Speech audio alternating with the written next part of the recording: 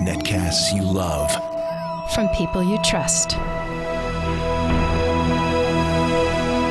This is TWiT. Audio bandwidth for the Daily GizWiz is provided by Winamp. Subscribe to the Daily GizWiz and all your favorite podcasts with the ultimate media player. Download it for free at winamp.com. Video bandwidth for the Daily GizWiz is provided by CacheFly at CacheFly.com. It's time for the Daily GizWiz with Mad's maddest writer, Dick DeBartolo. This is episode 1222 for Tuesday, November 16th, 2010, the Logitech Revue.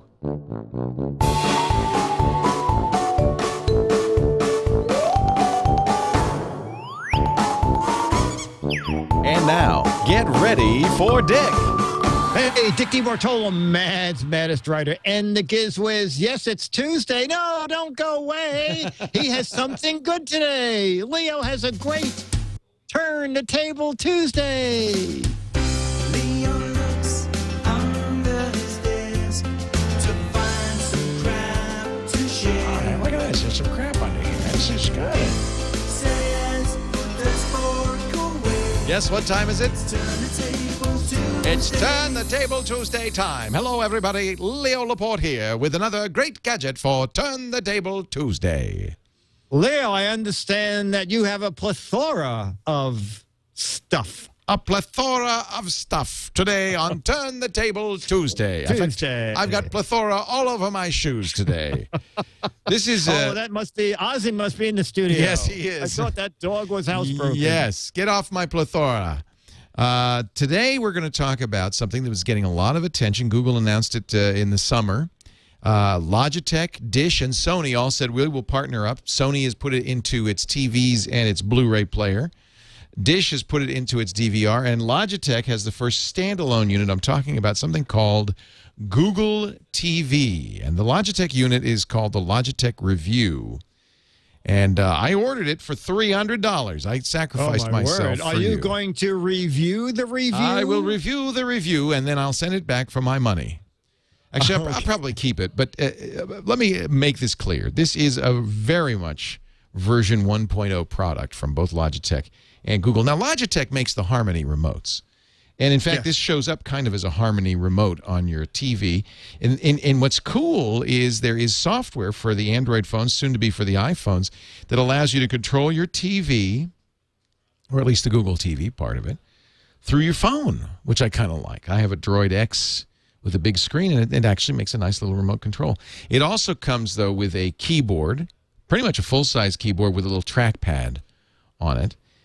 Meet your new remote. Just what you wanted. Now I have 5 remotes on the couch arm and a keyboard. You kind of need the keyboard, though, because the Google TV does require some amount of typing. The other part, there's actually 2 parts to this. The other part is a little set-top box, not very big, kind of about the size of a netbook, in fact, that connects to the TV. It has an HDMI in and out port. So what you do is you take... In my case, I take my Comcast DVR, but you take your HDMI out television box, put it into the Google TV, and then connect the Google TV via HDMI to your TV. The idea being it's kind of in between your TV signal and your television, and that way it can superimpose content on top of the screen. Now, if that hasn't scared you off, let me talk about what happens when you turn it on. So the first thing, which I really liked, is because it's a Harmony, it says, well, tell me about your system. It asks, what's your set-top box? What's, if you have satellite, what's the satellite box? Do you have a DVR? Like the Harmony, it asks you about your system. Yeah, right. And it knows, it says, well, who's your, give me your zip code. Okay. Okay, so how do you get your TV? Is it from Comcast or from satellite? And so you tell it that, and then it goes, okay, I know a little bit about that. Comcast uses these. Is it one of these? It wasn't, so I entered in the model number. It looked in its database. As you know, Harmony has a very good database of every possible television unit.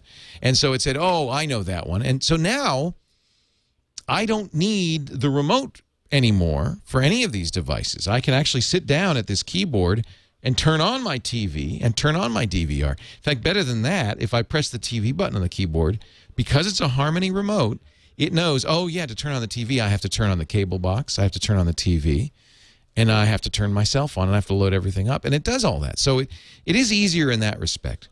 The other thing that it required before I could get started was an update. Now, this is something I'm starting to get used to now. Pretty much anything I connect to my TV these days, if it has an Ethernet jack or a Wi-Fi jack, says, well, before we go any further, whether it's an Xbox, a PlayStation 3, even a game, a Roku, whatever, it says, before we go any further, let me just see if I'm up to date. Oh, I'm not. Come back in an hour because I have to download some stuff. So it uses the Wi-Fi. You can have Ethernet or Wi-Fi in it. So I use the Wi-Fi. I use WPA encryption, so I entered that. It's fine. It sees it.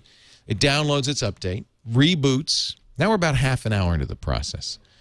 Now it knows who I am. It knows what my set-top boxes are, TVs are. It knows by the way, it's an RF adapter, so you don't have to sit right in front of it. It does come with some, it has those IR blasters, the infrared blasters. Oh, yeah. But you don't need it because it can speak to all the boxes. It's a harmony. So there's an advantage to that. It really is a good all-in-one remote. But I set up the IR blaster anyway. Now what happens is it kind of superimposes itself on top of the TV. So when you turn on the TV now, what you'll see is the Google screen. Now you can do searching. There's a Chrome browser. You have a full browser. In fact, one of the first things I did is I went in the browser, I surfed to TWiT, to live.twit.tv. There we are. It's got Flash. It's playing. I was able to go full screen on it. It's the easiest way to watch what we do on your television set on my 60-inch display, and it looked great. So +1 for that. It really is good. In fact, they have a whole podcast directory with lots of podcasts. It makes it very easy to watch either live or downloadable podcasts via streaming. So that's a good part of it.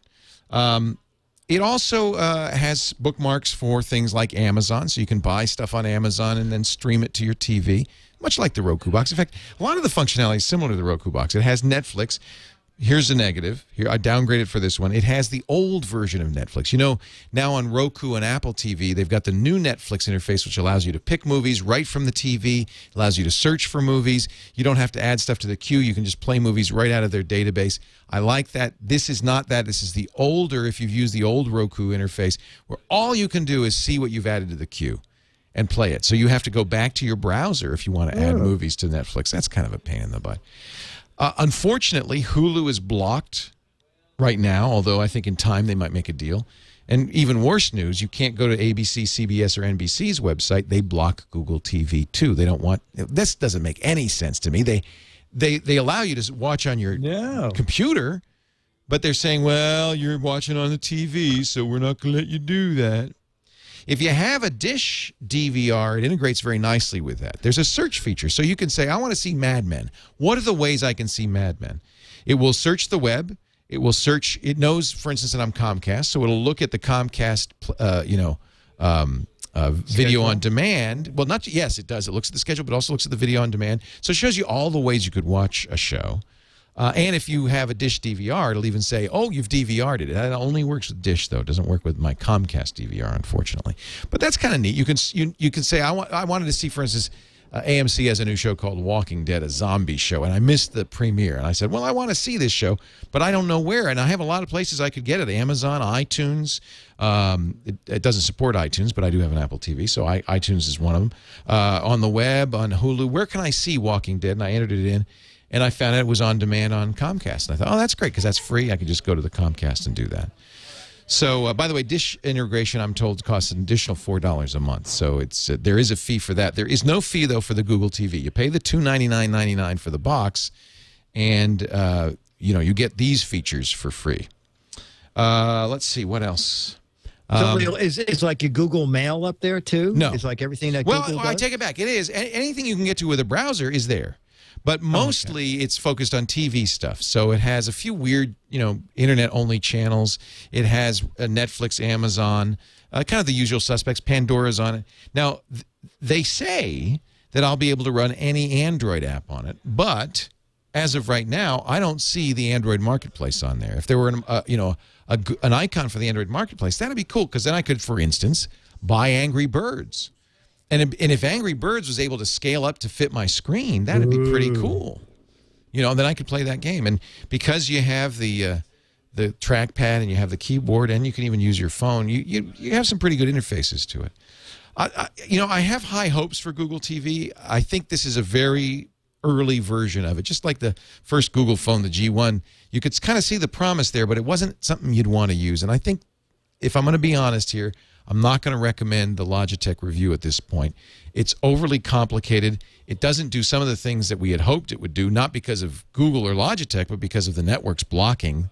If you want this kind of functionality, spend $100 instead of $300 and get the new Roku player. I think you'll get almost everything that you want, minus the complexity. There's one little bug in this that really drives me crazy.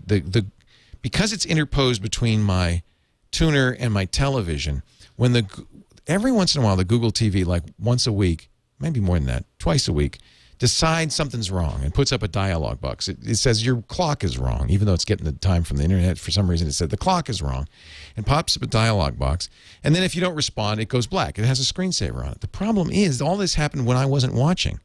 I didn't have the TV on, so I turned on my TV. I turned on my satellite or my cable box, and it's black. There's nothing, and I can't figure. I'm turning the cable box off and on. I'm playing with the. What's going on? Fortunately, I accidentally hit the keyboard, which woke up the Google TV, and then I see the screen that says, your time is wrong, click OK. It had literally kind of blocked me from watching my own TV. It's little things like this that are going to drive normal people absolutely bazooties. It's just not worth it.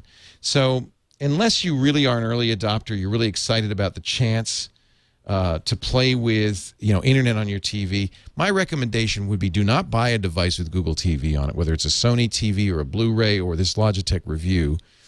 Certainly don't spend extra for it. Wait, they're going to update it. It'll be better. And if you feel like you want to, understand a little better what's going on, you can buy this. But I think a Roku box for $99 is a better deal, a lot easier to use, and doesn't have any of these bugs. And down the road, this could be much more functional, because you could add apps to this. It's just not there yet. All right. Is Bazooties an official disease, by the way? Yeah, and if you get it, boy, the itching, the rash, it's just... I just wondered. Because Dr. Mom's in the chat room, so she might be able to write a prescription. You definitely don't want to go Bazooties. It's just no fun. None at all. All right, so there you have it. That's kind of my opinion of the whole thing. I know there's some people who, myself included, have really high hopes for Google TV, and I still do. This one is not it.